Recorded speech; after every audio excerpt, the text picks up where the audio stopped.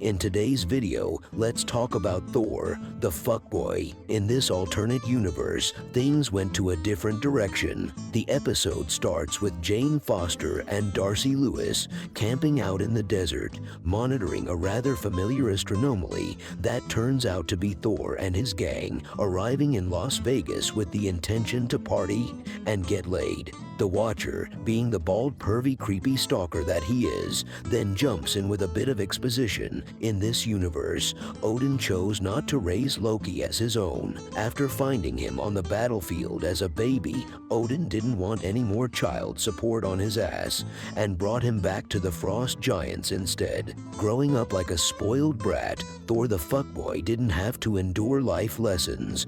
With Loki, Thor has evolved into a horny party animal who jumps on any opportunity to capitalize on others just to boost his fuckboy ego when his father slips into Odin's sleep, or in other words, Asgardian comatose, his mother Frigga, who is not sure if this guy is dead, then informs Thor the fuckboy not to party anymore or else she might resort to Asgardian rehab.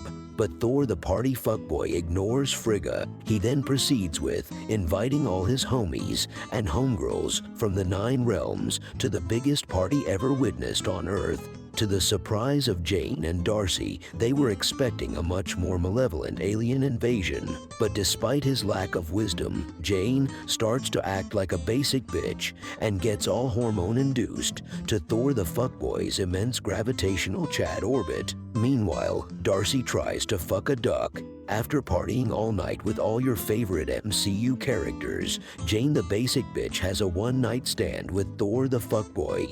Jane is then paid a visit from S.H.I.E.L.D., who was too late to cockblock Thor. S.H.I.E.L.D., looking for a way to get rid of Thor and clean up his hormone mess that he and his Gucci crew are making on Earth. Maria Hill decides to call on Captain Marvel to get the job done. She arrives and kicks his ass for a while, but explains that using her full power to get rid of him might cause catastrophic damage to the planet. Basically, she's telling everyone that she's like One Punch Man. So Maria and Carol plot to lure Thor into a remote area where she can fuck him up. Jane's hormones think S.H.I.E.L.D.'s plan is messed up and concocts a different one.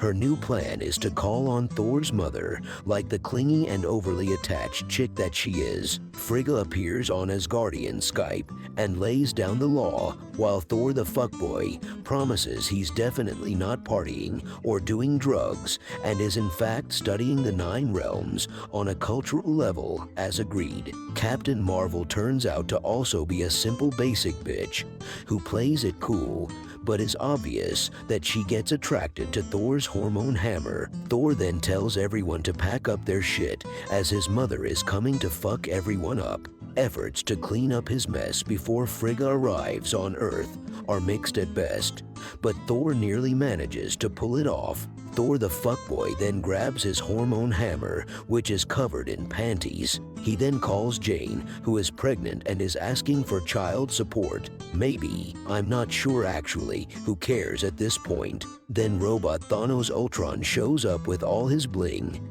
to fuck shit up. If you enjoyed this video, kindly press the like button and subscribe to Primal Digital. It says that 99% of you are not subscribed. What the fuck? Thank you for watching.